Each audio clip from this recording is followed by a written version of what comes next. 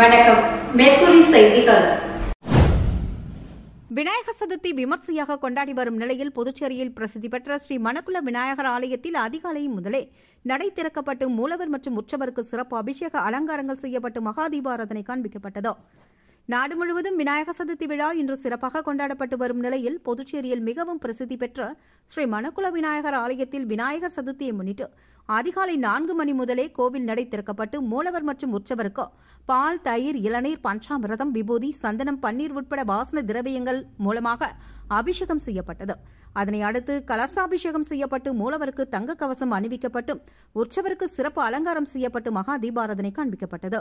தொடர் விடுமுறை காரணமாக புதுச்சேரி மற்றும் அதனை சுற்றியுள்ள தமிழக பகுதிகள் மற்றும் வெளி மாநிலங்களைச் சேர்ந்த 1000க்கும் மேற்பட்ட பக்தர்கள் நீண்ட வரிசையில் காத்திருந்து விநாயகப் பெருமானை தரிசனம் செய்தனர். மேலும் கோவிலில் பக்தர்களின் கூட்டம் அதிகரித்து காணப்பட்டதால் போலீசார் பாதுகாப்பு பணியில் ஈடுபடுத்தப்பட்டுள்ளனர். இதுபோன்று புதுச்சேரி மாநிலத்தில் உள்ள அனைத்து விநாயகர் ஆலயங்களிலும் வழக்கமான உற்சாகத்துடன் விநாயகர் சதுர்த்தி விழா கொண்டாடப்பட்டு வருகின்றது. உசுடு சட்டமன்ற தொகுதி 10 கண்ணு சட்டமன்ற உறுப்பினர் அலுவலகத்தில் விநாயகர் சதுர்த்தி விழா அமைச்சர் சாய்ஜே சரவணகுமார் தலைமையில் நடைபெற்றது. விநாயகர் சதுர்த்தி பண்டிகை இன்று நாடு முழுவதும் கோலாகலமாக கொண்டாடப்படும் நிலையில் விநாயகர் சதுர்த்தி என்பது இந்துக்களின் முக்கியமான விழாக்களில் ஒன்று. இவ்விழாவானது ஆண்டுதோறும் ஆவணி மாதத்தின் வளர்பிறை சதுர்த்தி நாளன்று கொண்டாடப்படுகிறது. பொதுவாக விநாயகரின் பிறந்த நாளாக இந்த பண்டிகை கொண்டாடப்படுகிறது. அந்த வகையில் விநாயகர் சதுர்த்தி இன்று காலை முதலே உற்சாகமாக கொண்டாடப்பட்டு வரும் நிலையில் புதுச்சேரி மாநிலம் உசுடு சட்டமன்ற உறுப்பினர் அலுவலகத்தில் விநாயகர் சதுர்த்தி விழா விமர்சையாக கொண்டாடப்பட்டது. இதில் ஆதி திராவிட நலத்துறை அமைச்சர் சாய்ஜே சரவணகுமார் கலந்து கொண்டு விழாவிற்கு தலைமை தாங்கி விநாயகர் சிலைக்கு பூஜை செய்து தீபாராதனை காண்பித்தார். இதனையடுத்து விழாவில் கலந்து கொண்ட பக்தர்களுக்கு இனிப்பு மற்றும் பிரசாதம் வழங்கப்பட்டது. இந்த நிகழ்வில் தொகுதி ஒருங்கிணைப்பாளர் சாய் தியாகராஜன், தொகுதி தலைவர் ஐயனார் உட்பட பலர் கலந்து கொண்டு சிறப்பித்தனர். விநாயகர் சதுர்த்தி தின விழாவில் மடுகரை BS நகர் பகுதியில் அமைந்துள்ள விநாயகருக்கு சிறப்பு பூஜை செய்யப்பட்டது.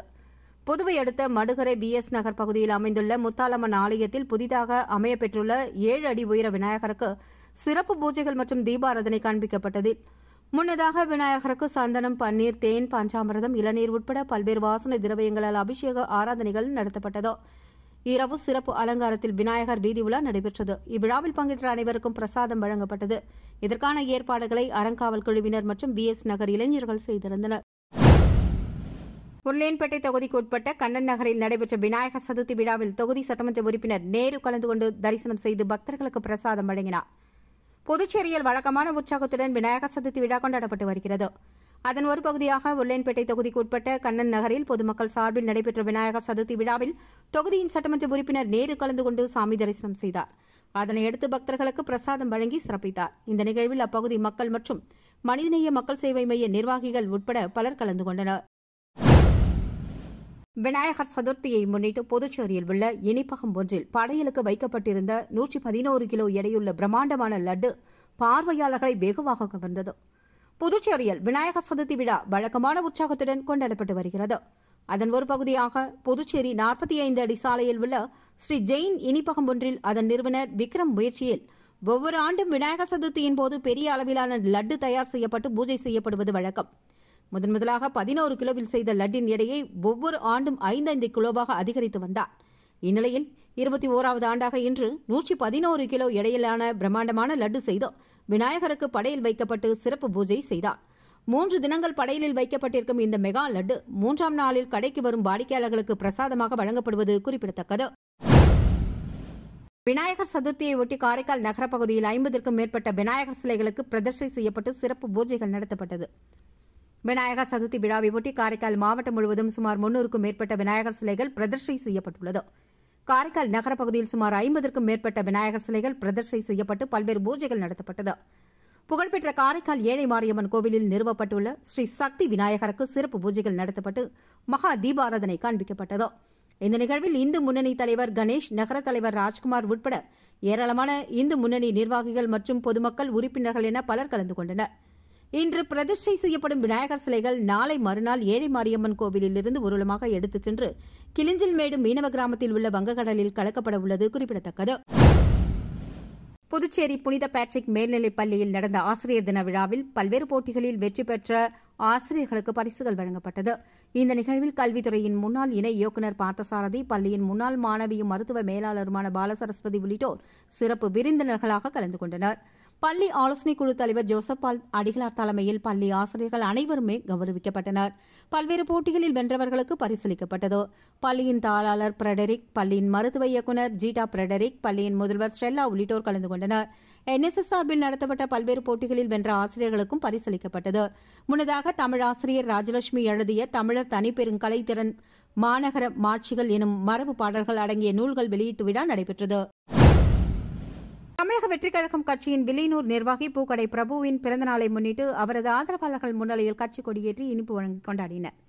புதுச்சேரி மாநிலம் வில்லியனூர் பகுதியில் தமிழக வெற்றிக் கழக கட்சியின் தலைவர் விஜயின் ஆசியுடன், கட்சியின் பொதுச் செயலாளர் புசி ஆனந்த் ஆதரவுடன், புதுச்சேரி மாநில செயலாளர் சரவணன் வழிகாட்டுதலின்படி வில்லியனூர் தொகுதி தலைவர் பூக்கடை பிரபு பிறந்தநாளை முன்னிட்டு அவரது ஆதரவாளர்கள் பல்வேறு இடங்களில் அன்னதானம் வழங்கி கொண்டாடினர். அதனையடுத்து அவரது இல்லத்தில் ஆதரவாளர்கள் முன்னிலையில் கட்சியின் கொடி பிறப்புக்கும் எல்லா உயிர்க்கும் என்கிற உறுதிமொழி ஏற்று இனிப்பு வழங்கி பிறந்தநாளை கொண்டாடினார்.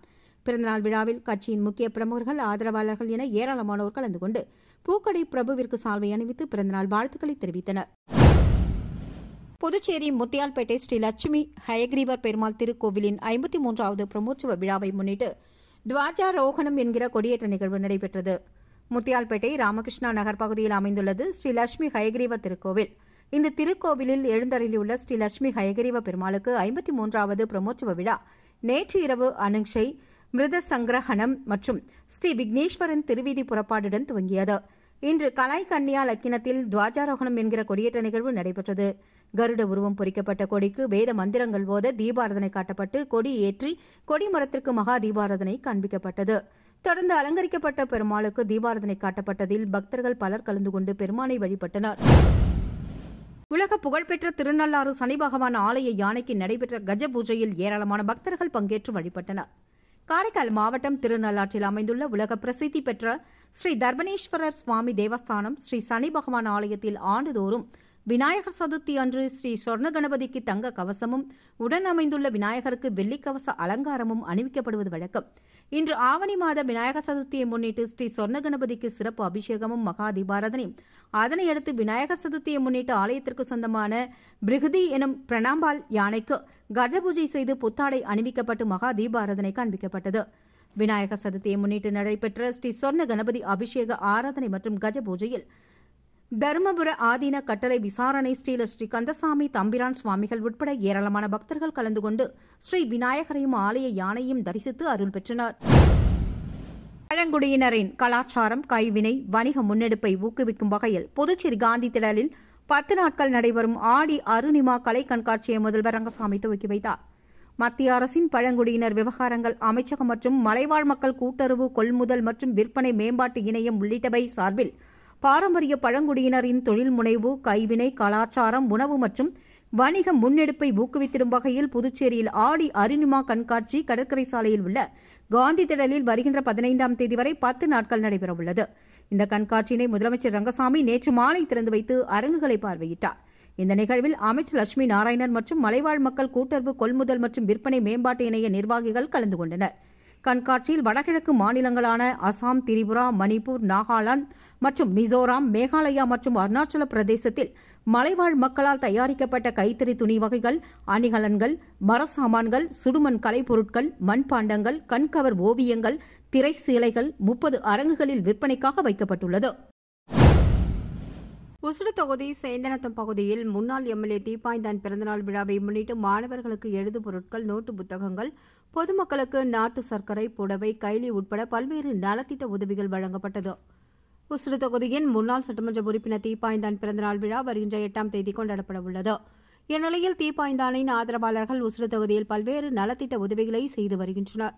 அதன் ஒரு பகுதியாக சேந்தனத்தம் முத்துமாரியம்மன் கோவிலில் முன்னாள் எம்எல்ஏ தீப்பாய்ந்தான் பெயரில் சிறப்பு அபிஷேக ஆராதனைகள் நடத்தப்பட்டதை அடுத்து ஆலயத்தில் முதல் மரியாதை செய்யப்பட்டு ஆள் உயர மாலை அணிவிக்கப்பட்டது. பிறந்தநாள் விழா சேந்தனத்தம் அனந்தராமன், திராவிடமணி உள்ளிட்டோர் ஏற்பாட்டின்படி பல்வேறு நலத்திட்ட உதவிகள் வழங்கி கொண்டாடப்பட்டது. இதில் பங்கேற்ற முன்னாள் சட்டமன்ற உறுப்பினர் தீப்பாய்ந்தான் பள்ளி மாணவர்களுக்கு நோட்டு புத்தகங்கள், எழுது பொருட்கள், ஏழை எளிய பொதுமக்களுக்கு நாட்டு சர்க்கரை, புடவை, கைலி உட்பட பல்வேறு நலத்திட்ட உதவிகளை வழங்கி துவக்கி வைத்தார். தொண்டமானத்தம் ஆலய அறங்காவலர் குழு தலைவர் MMC மனோகரன் உட்பட முக்கிய நிர்வாகிகள் ராமலிங்கம், சித்திரவேல், பத்மநாபன், கிருஷ்ணமூர்த்தி, ராஜா, கமலக்கண்ணன், ராஜேஷ் மற்றும் முருகன் உட்பட ஆதரவாளர்கள் பலர் பங்கு பெற்று சிறப்பித்தனர். புதுச்சேரி மேட்டுப்பாளையம் தொழிற்பேட்டையில் 1.77 கோடி ரூபாய் மதிப்பீட்டில் சாலை பணிகளை முதல்வர் ரங்கசாமி துவக்கி வைத்தார். புதுச்சேரி இந்திரா நகர் சட்டப்பேரவை தொகுதியில் மேட்டுப்பாளையம் தொழிற்பேட்டை அமைந்துள்ளது. இங்கு அணுகு சாலை, 2 பிரதான சாலைகள், குறுக்கு சாலை என பல்வேறு சாலைகள் சேதமடைந்துள்ளது. அவற்றை சீரமைத்து அகலப்படுத்திடவும், தார் சாலைகளாக மாற்றிடவும், மழைநீர் வடிகால் வசதி ஏற்படுத்தவும் 1.77 கோடி ரூபாய் மதிப்பீட்டில் சீரமைக்க முடிவெடுக்கப்பட்டது. இதற்கான பணிகளை முதல்வர் ரங்கசாமி துவக்கி வைத்தார். இந்த நிகழ்ச்சியில் உள்துறை அமைச்சர் நமச்சிவாயம், தொகுதி எம்எல்ஏ கே டி ஆறுமுகம் உட்பட கலந்து கொண்டனர். புதுவை அருங்காட்சியகம் சார்பில் இளைஞர் விடுதியில் நடைபெற்ற திருக்குறள் முற்றோட்டுதல் நிகழ்வில் கன்னியாகுமரியிலிருந்து புதுச்சேரிக்கு சுற்றுலா வந்த மாணவ மாணவிகள் பங்கேற்றனர்.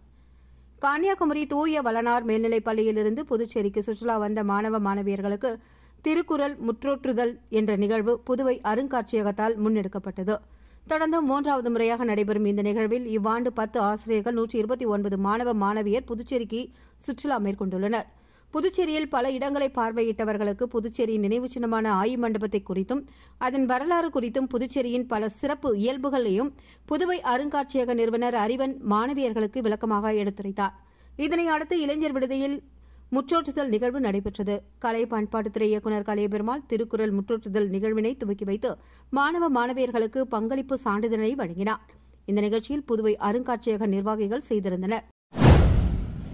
நாடக தந்தை சங்கரதாஸ் சுவாமிகளின் 157வது பிறந்த நாளையொட்டி நாடக கலைஞர்கள், தமிழ் அமைப்பினர் உட்பட பலர் அவரது நினைவிடத்தில் மலர் தூவி மரியாதை செலுத்தினர். நாடக தந்தை தவத்திரு சங்கரதாஸ் சுவாமிகள் 157வது பிறந்தநாள் விழா புதுச்சேரி ராதே அறக்கட்டளை சார்பில் கொண்டாடப்பட்டது. இதனை முன்னிட்டு கருவடிக்குப்பம் இடுகாட்டில் அமைந்துள்ள அவரது நினைவிடத்தில் உள்ள சிலைக்கு சட்டமன்ற உறுப்பினர் பாஸ்கர் என்கிற தட்சிணாமூர்த்தி, தமிழ் ஆர்வலர்கள், நாடக கலைஞர்கள், தெருக்கூத்து கலைஞர்கள் உட்பட ஏராளமானோர் கலந்து கொண்டு சங்கரதாஸ் சுவாமிகளின் சிலைக்கு மாலை அணிவித்து மரியாதை செலுத்தினர். மேலும் சங்கரதாஸ் சுவாமிகளின் பிறந்தநாளை அரசு விழாவாக கொண்டாட வேண்டும் என்று பல்வேறு தரப்பினரும் கோரிக்கை விடுத்துள்ளனர்.